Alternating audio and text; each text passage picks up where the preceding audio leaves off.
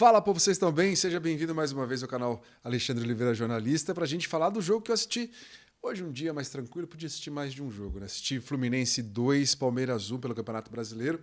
Fluminense vira terceiro colocado, Palmeiras quarto colocado, né? Perde uma posição aí para o Fluminense.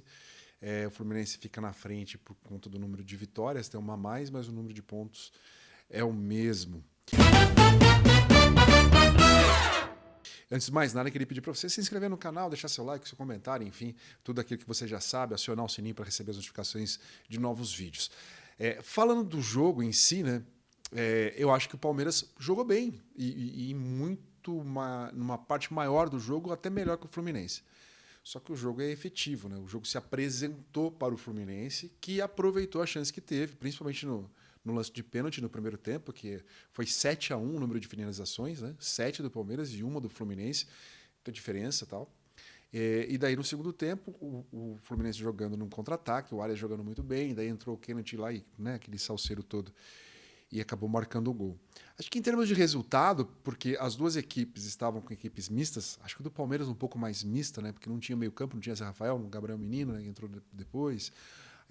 O ataque era outro, né? Com o Endrick, não tinha o Rony, não tinha Dudu, enfim. Era um time diferente, assim, principalmente na parte forte. E na zaga também não tinha o Murilo, né? Jogou o Luan, que acaba...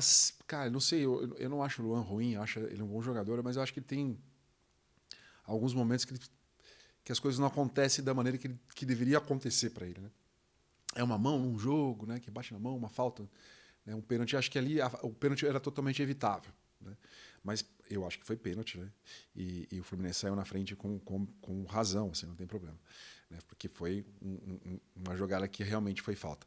Mas a questão assim é que para o Palmeiras era um time muito mais misto e o time conseguiu jogar bem, né? Conseguiu ter posse de bola, tal, mas não conseguiu ser efetivo. Talvez pela falta de qualidade, né, maior no ataque, pelas ausências. E o Fluminense fez um jogo que necessitava aquilo para vencer, né? Sentiu que, talvez, né, que o Palmeiras não estava sendo efetivo, com um gol na frente, se posiciona e parte para o contra-ataque. Aliás, cara, eu sou muito fã, né, eu respeito muito jogadores que conseguem jogar por muito tempo, por conta de uma idade avançada, né? Jogar por um longo período e ter uma qualidade absurda, como é o caso do Fábio. A defesa que ele faz na cabeçada do Flaco Lopes é brilhante, impressionante, né? E belíssima, assim. E acaba decidindo o jogo, né? Naquele momento, aquele gol é muito, né? Daria uma mudança no jogo.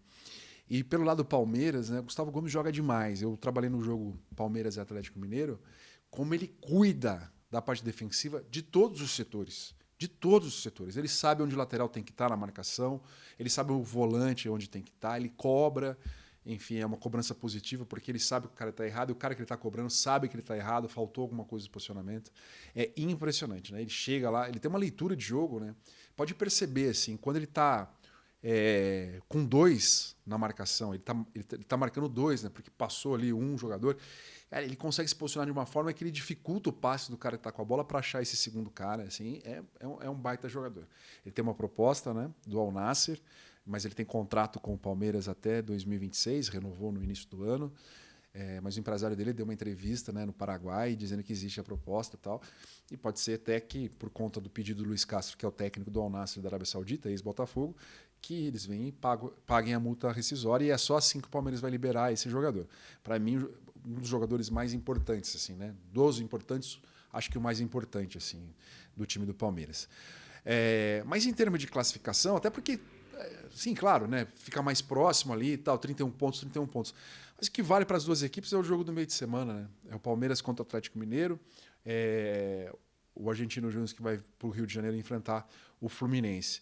Então, pensando nisso, sim, o resultado acaba não influenciando tanto, porque né, tem que sempre pensar no como foi o resultado. E o como para o Palmeiras foi bom, né? Foi bom. E o como para o Fluminense foi excelente, né? Que vai jogar em casa, podendo até... foi 1-1 o jogo, né? Se o empate se repetir, vai para os pênaltis, mas jogando com uma vitória simples. E eu acho que foi bom para a questão de confiança. E o Palmeiras, sim, que joga pelo empate contra o Atlético Mineiro. Acho que tem que pensar um pouquinho para frente. Mas eu queria falar sobre relação à arbitragem, né?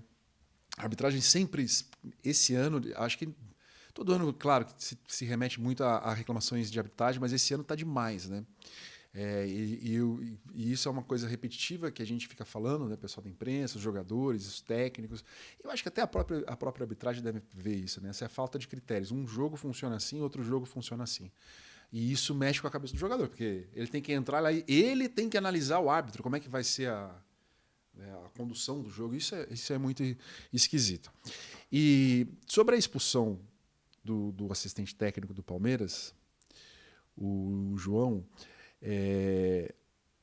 o assistente técnico, a paciência do árbitro em relação aos auxiliares, às outras pessoas, do staff, é muito menor. É muito menor. E o Palmeiras sabe que o Abel é visado pela arbitragem, porque ele reclama bastante, e daí isso vira uma fama. Até quando ele está muito certo, aquilo vira contra ele como uma coisa prejudicial. Assim, tá demais. Né? Tem isso sim. E isso, como ele é visado, existe ali uma proteção dele, né? Reclama você agora, reclama você agora. Acho que existe isso. E ele sai falando que está tudo condicionado que a câmera pegou da transmissão. Né? Então, é aí que está uma coisa assim que eu acho que eu não consigo achar que isso realmente acontece, assim, de estar condicionado. Acho que não. Tempos idos, passados, existia muito, mas hoje em dia acho que não. Acho que é colocar muito em risco, né? Principalmente para o árbitro, né? Eu acho que as coisas se descobrem e aí acaba a carreira do cara. Enfim, mas eu acho que a arbitragem precisa ter um critério muito claro. Por isso que eu acho que tem que ter uma conduta da CBF, deixar muito clara a conduta do árbitro em relação disciplinar, porque a paciência com o técnico é sempre um pouquinho maior. E no jogo, o Felipe Diniz xingou o árbitro e não tomou cartão, não foi nada, não tomou uma bronca, não foi nada. Porque eu acho, né? Isso é só achismo, que o árbitro acha que se eu expulsar o técnico vai dar uma estragada no espetáculo, tal, é um cara mais responsável. Cara, se você for no estádio ali, eu acompanho muito o jogo do lado do quarto árbitro, no meio, entre os bancos, do lado de um. Assistente 1, que fica na frente dos bancos, e quarto árbitro, escutam coisas que nenhum árbitro de outro esporte escuta. Não escuta. Vôlei, basquete. Se ameaçar berrar com o árbitro, você vai ser expulso em outros esportes. E o futebol aceita muito mais. Então, por isso que eu falo assim, de ter uma conduta que seja bem clara em relação à disciplina e em relação a critérios de ser falta ou não ser falta. Né? Esse tipo de empurrão acontece aqui nesse jogo, esse aqui... esse cara deixa correr mais o jogo. Falta é falta, não tem que deixar correr mais o jogo. Ou não é falta. Todo mundo deixa correr o jogo. Acho que isso tem que ficar bem claro. Bom, você, torcedor do Palmeiras, você, torcedor do Fluminense, você chegou até o final desse vídeo aqui.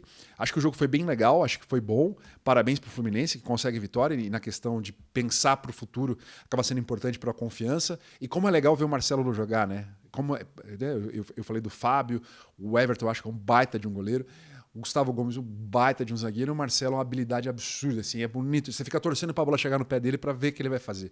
Passeia sobre a bola, tem, né, uma quantidade de dribles disponíveis para ele que é bacana de acompanhar.